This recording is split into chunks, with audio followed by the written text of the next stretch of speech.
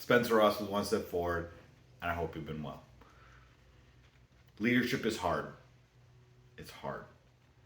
The hardest thing about leadership for me, and I think everybody else, is doing it.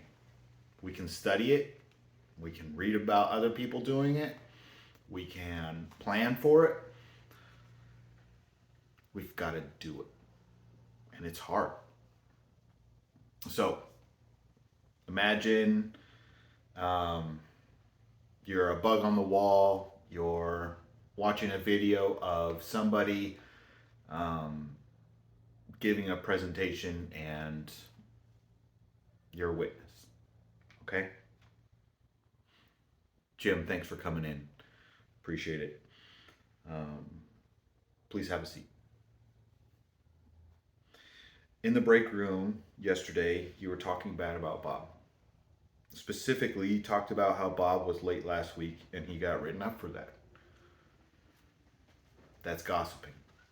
That is against our policy here at company ABC. And I want to let you know that when I was walking by the break room yesterday, I heard you talking about it with some people. I understand that you're in HR and you know about it because you're in HR. Nobody else needs to know it. No, wait, no. Just because it's true doesn't mean we need to tell it to other people. There's lots of things that are true in the world that nobody needs to know about. Okay? So this is a verbal warning. I need you to never do it again. As you're in the position that you're in, you come across some information that is sensitive, whether it's company specific or personnel specific. You need to not breach that trust that we have in you, and you need to do your job effectively, which you do, but this was a mistake. That doesn't mean your career here is over. It doesn't mean that I'm going to talk about it again. If it comes up again in another incident, then I will.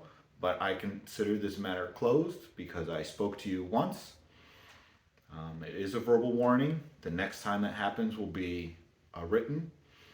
And do you have any questions or do you have any comments or concerns? No? Okay. Thank you very much for coming in. Have a great day. And then maybe you shake his hand. Okay. So when you're doing discipline, you need to do it. You need to have the 5 W's and the so what. Oh, I forgot to do that. And I even wrote it down. So you need to tell them why it's a problem.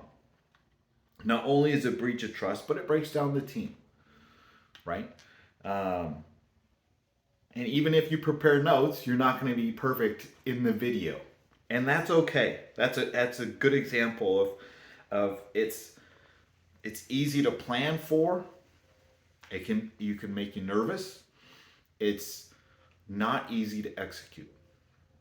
All right, so let's think of the video and think of some of the things I did right. Jim, so who? So the person involved. I was involved because I was walking by the break room. I heard it. Maybe I didn't think it was appropriate right then and there to stop it.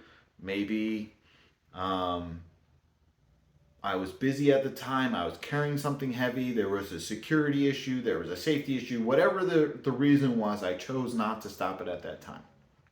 Maybe the appropriate thing to do as I'm reviewing it later in my mind is like, man, I should have stepped in, asked Jim hey Jim, I need some help on something real quick. Can you come help me? Hey Spencer, I'm on break. No Jim, I it's time sensitive. I need it now. And then correct him. Or I step in the break room and call him out right then and there. I don't know. It's just, I decided for this video that I was gonna have a sit down after the event and talk about it. So who? So Jim, myself in the break room was talking bad about Bob. I want to be specific so that they know what they need to work on, what they need to correct, what the problem was. If I am not clear on that, then it creates uncertainty, it creates animosity. Like, is he gonna Is he going to call me out for doing something wrong again that he's not going to describe well, so that I'm just left here not knowing what's going on? Like, hey, Jim, you did something wrong. Okay, how can I correct it? How can I improve? You did something wrong. I've gone through that. I've had someone tell me, Spencer, you did something wrong. Oh, okay. Well, I'm walking down the pathway at that time. Okay, cool. What can I improve? And they just keep walking. You're just wrong. Okay, and I follow them, asking, what can I improve? How can I be better? Let's not do that to people. Let's make it clear so that they know what they need to work on. So why I'm doing this video is a couple videos ago, I said that I was going to talk a little bit about the issue in the meeting I had about something that's going wrong. It has not been corrected yet. I'm still working on it. That's okay. There's many things to do, and the task that I have asked to be done is not the priority. It is getting close to being the priority, but it's not the priority yet. So I had the meeting. I sent an email. I thought it went well, but there will be follow-up on my part, right? Just because I have a conversation, and for me, in my leadership, if I have a conversation with someone, I consider the matter closed. That doesn't mean I don't follow up. That doesn't mean I don't check up. But I have seen people remind people, hey, last year you screwed up. 2 years ago you screwed up. Hey, you remember 3 years ago in January when you screwed up? Hey, you remember 4 years ago and they keep hitting someone on the same issue. Well, they haven't repeated it, but they just bring it up again. Is that a cool work environment? Is that somewhere where you would want to work? That's not what they would want for them, but they continue to do it for other people. And when I was younger, I was too nervous and too immature and too inexperienced to be able to say, hey, I thought you said you already talked about it to him. It took some time to build that culture within myself so that I could step forward and say, hey, you've addressed this already with Jim. Why are you bringing it up again? All you're doing is beating him up. He hasn't done it again. Leave him alone. Well, I'm the boss. Well, what you're doing is also against company policy. If you have to go down that route, go down that route. Or, hey, would you want that to be done to you? Maybe you go down that route. Whatever route you want to do, the hardest thing about leadership is doing it. Why is good leadership good? There's many reasons why, but it can build up the team. So the thing I forgot about is it breaks down the team. So gossiping, I was going to use being late or gossiping. It breaks down the team. Bob,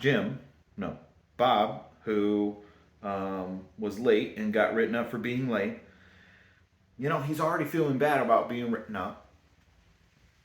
Maybe Jim doesn't know why Bob was late. Maybe it was on that borderline of, hey, Bob got written up because he's taking care of his mom. And his mom's sick. But he still needs to call in ahead of time and say, hey, I'm going to be late because my mom's sick and I had to take her to the hospital. Now, we can judge on whether Bob should have been written up, but in this instance, he was. Okay, so we have to deal with the facts. We have to deal with reality. A brother, he's at work. The guy has a medical emergency. Sometimes when you have a medical emergency, you lose bowel control. It's not fun to talk about, but you definitely don't want people gossiping. Well, now that guy's having trouble at work. He's not as proactive, and my brother is thinking maybe he's embarrassed because of what happened. So he's trying to build him up. He's trying to make sure the team doesn't gossip about him. There's things that he has to do, but he has to do it. And he was talking about the struggle of trying to encourage this guy. I was talking about trying to encourage in another instance, and he has a difficult one. That would be hard to encourage my teammate to forget about that, to forget about a mistake, whether it was up to them or not, they had an issue. What if I get in trouble? Do I want people talking bad about me? No. It would be a struggle to go to work and perform at 100%. The job that they do is very important. Sometimes we have jobs that aren't very important. Sometimes we have jobs that are very important.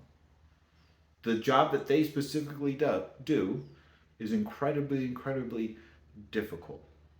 Lots of talking, lots of working through issues. Are we going to be the one who does leadership? We can try to be as perfect as we want and still mess up. We've got to do it. The hardest thing about leadership is doing it. If you mess up, try again. You mess up again, maybe get some counseling. Maybe you get counseling before. Okay, I did the video. I wrote it down. I missed it. Okay, so the next time I have a conversation with someone, let's say with Billy, I check my notes. Like, okay, I talked about that. I talked about that. Oh, Billy, the reason why we don't do that, we don't gossip about people, talk bad about them, and gossiping is, in my words, is talking bad about someone to tear them down. The reason why we don't talk bad about someone is it tears down the team. Now that person is going to have a hard time working together with you because he knows that you're talking bad about him. I get it's the truth, but sometimes we don't need to tell the truth. That means we lie? No, we just keep our mouth shut. The hardest thing about leadership is doing it. One of the hardest things about doing leadership is the discipline part. We want to be liked. We want to be respected. We don't want people to think bad about us. There's lots of reasons not to do discipline, but it is very important. And it's hard. So if you need to, go talk to someone like, hey, I'm working through this issue. Do you have any advice? Sir, I've got an issue. Can you help me with it? Ma'am, I'm having an issue with one of your workers. This is what I'm dealing with. Can you help me with it? Whatever it may be, please go do leadership. And do discipline as necessary. Make sure it's timely. Make sure it's specific. Make sure it's clear. Make sure you have all your notes down and you follow your notes. You're amazing because you act amazing. Spencer Ross is one step forward, and please have a great week.